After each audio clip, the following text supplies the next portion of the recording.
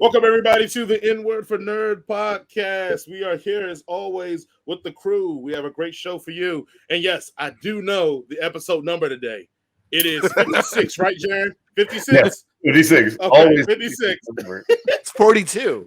Yeah. Oh, yes, it's 42. Yeah, Jackie Robinson, yes. But the actual number 100 years, Morty. 22. 22 is the actual number, guys. We did it. That's the end of the show, guys. Thank you for viewing the 22nd episode of it. We did it. Yeah, exactly. But okay, comment down below what episode number you think it is. Right. Well, we're getting all these clips. We don't really know what episode it is, Jason.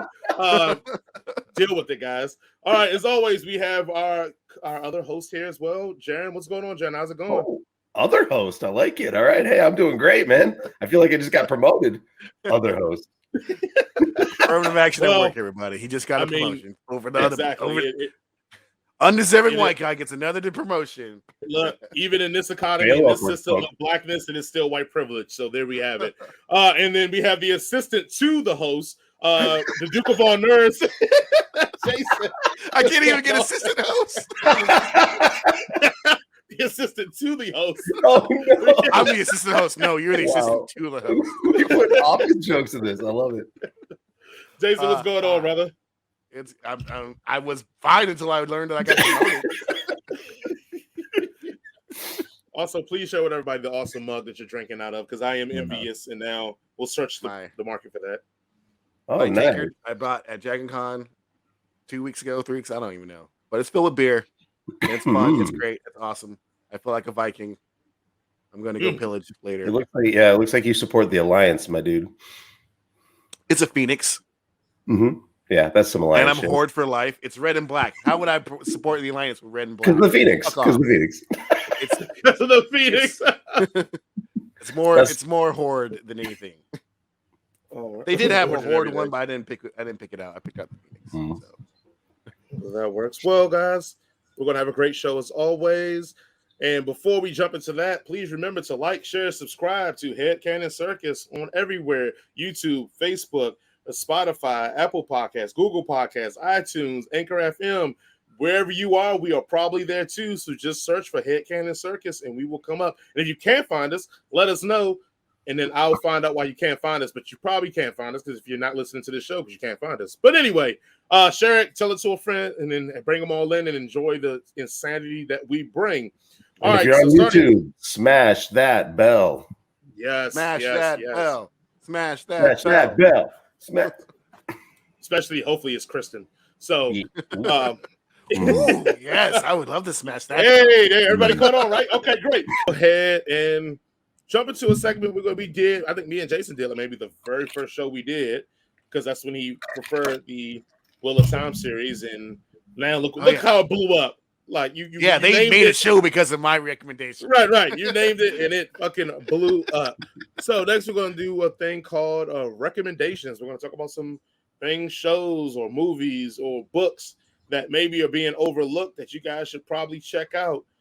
So we'll kind of go as many as anybody has. So let's go ahead and start with you, Jaron. You got any recommendations for anybody to check out?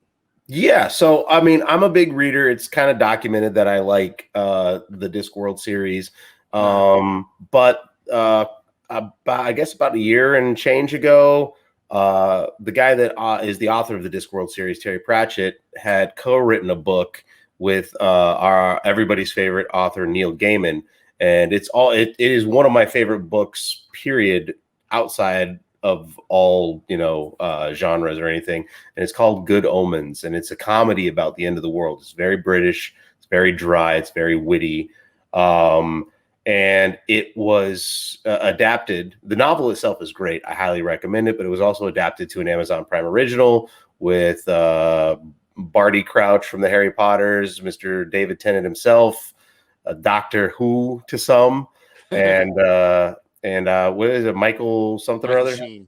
Michael Sheen. Yeah. Michael Sheen. I always say that and I'm thinking it's the American Sheens and it fucks with my brain.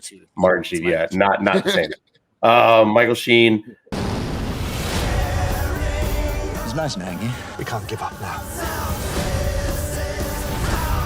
Start the war.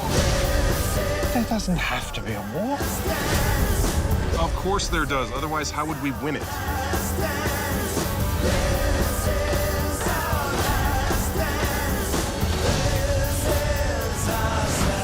And he plays Azrael the Angel, and Tennant plays Crowley the Demon.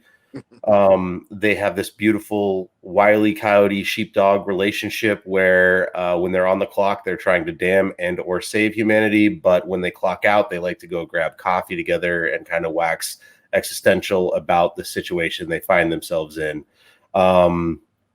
Phenomenal adaptation. I think they did a service to it exceptionally well. It's rare that you get as good of a translation of the subject matter from book to another medium. They nailed it with this one. It helps that Neil Gaiman was intimately involved with every aspect of it. And unfortunately, Terry Pratchett has shuffled. The mortal coil is no longer with us, so he couldn't be part of it, but I know that he would have been. There is some new additive stuff in the series that wasn't in the book, but that stuff was written when they wrote the book together. It just was cut. So when they needed to pad the runtime of the movie, they got to bring back original stuff in that Terry Pratchett and Neil Gaiman had worked on together at the time of writing the book. So there's a beauty and there's an awesomeness to that I think it fits right where it should. So that is my recommendation for this week. Such a good show. I love their relationship. Like, I just want to give them hugs. I would hang out with them if they were real people. like Crowley is like the worst demon of all time. He's like so not into it whatsoever. Yeah. Like, oh, it's such a great show. Like, they are perfect as those characters. Like, I would say for people who like The Good Place to a degree, this is a more of a daughterified version that is still enjoyable. So I mean, just kind of gives people some similarities of what they could probably reach to. I mean, it's not a direct translation, but you can get the vibe. It's kind of the same vibe. Yeah. There's definitely similar. Yeah. All right, Jason, what are your recommendation?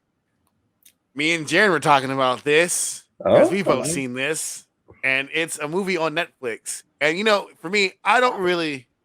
I'm a stupid troglodyte of a person. I don't like to read subtitles, so I kind of stay away from foreign language films a lot because I just think that everybody in the world should speak English like a good American person. Put it on a t-shirt. Like, everybody, why not? Like, why? But there's this one movie on Netflix called Space Sweepers, and I had for about a month put it off because I was like, this looks interesting, but it's in Korean, and I don't speak Korean, and I don't want to read, you know. But this movie is fucking awesome. This movie is so much fun. I wish that Hollywood would make movies like this, and they have stopped making movies like this. It's great. It's about a crew of space sweepers. Their job is to run around this crowded space trying to mop up debris. They're like pirates.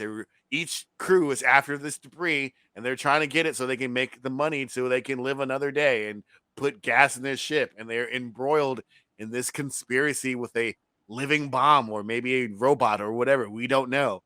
And like each character is unique and fun and has a pathos to them that you understand why they're in that position where they're at. There's a transgender robot. It's fucking awesome. Like, it is so much fun. Like, there's some things that in this movie that I've never seen happen in movies before. For example, pretty much the crew that our main characters are Korean, but there are people who are not Korean, and they just speak their language to each other. So you will have scenes where someone's speaking English to someone speaking French to someone speaking Korean, and they're all just talking in their native tongues, and it's being translated because it's in the far future to each other and to us because we got subtitles. Right. But either way, it is so cool. It is such a fun movie. The effects in this are really, really awesome. The CGI is really, really good, especially for a Netflix movie. It's just like Korea is killing it when it comes to movies and content and all sorts of shit, like food. Like, we should be taking more cues from them because they are the only ones that seem to be being creative at this point in time and just Right. doing things that are fun and making things that are just using their imaginations. And rather than in the stuff that we get, it's the same drivel that we've been getting for the last 300 years here. So Space Sweepers, if you like fun sci-fi stuff, I can't recommend it enough. It's awesome. It brings a little like a Firefly energy to these characters. There's a very we got to do what we got to do to continue to tomorrow, and it's it's great. And the CG work and the government is all bad because they're just trying to hold us down. Yep, bad government. And all reaching and so in Space Sweepers on Netflix, correct? Yes. Netflix original. Gotcha. I concur. I did check it out. It is really good. Oh, you watched it? Oh, brilliant! You watched it. Great. I'm glad. Yeah. My one I'm going to suggest is it's a movie that I think no one saw, but it ended up being really good. But I think the reason no one saw it's because the main person in it, people are like, I'm good because it stars Kristen. Well, it's Kristen Stewart's the main person in it. But the movie Underwater. Oh, it's yes! It's on Cinemax, and I remember I saw it in the $3 theater on Ventura. Me and my daughter, because it's PG-13, and I was like, nothing else playing. Like it's a cheap movie, blah blah. And me and my daughter fucking loved it. What is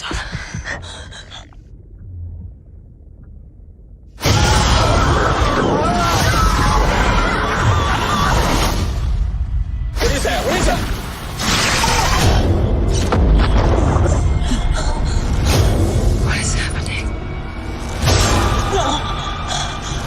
Something following us.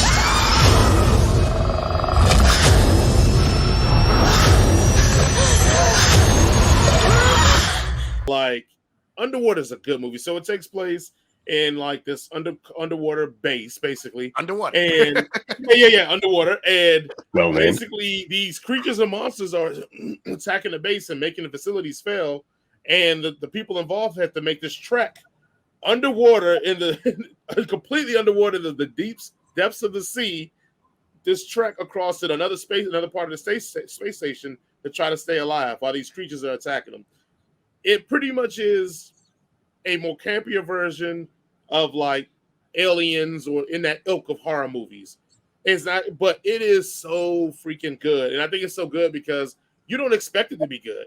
You go into it thinking this is another Alien ripoff, that they're going to do a terrible job, blah, blah, and it actually is fun. It has some creative scenes, some high tension scenes, some things that you actually care, how are they going to get out of this? How are they going to do this? I mean, that scene when they have to trek in the deep sea and the light can only see about this far from your face, and the camera shows that as they're walking, they're trying to just basically maneuver through a device to get to the other side, and it's just they're getting picked off. It is just really, really good. And once again, I can't speak enough about this movie because I thought it was going to be trash. And I was like, it's $3, $6 between me and her total. If it's trash, we can laugh about it on the ride home. But if it's good and it ended up being good, now when it comes on TV randomly. Twilight is the only thing. And I gave it a watch and I was like, damn, this movie is really, really, it's really good. It is. Yeah. It does have that alien vibe to it. And though I can nitpick about how you build underwater structures, you should probably have a little bit more, escape pods. Right. Was the structure as cool as the underwater structure in Megalodon?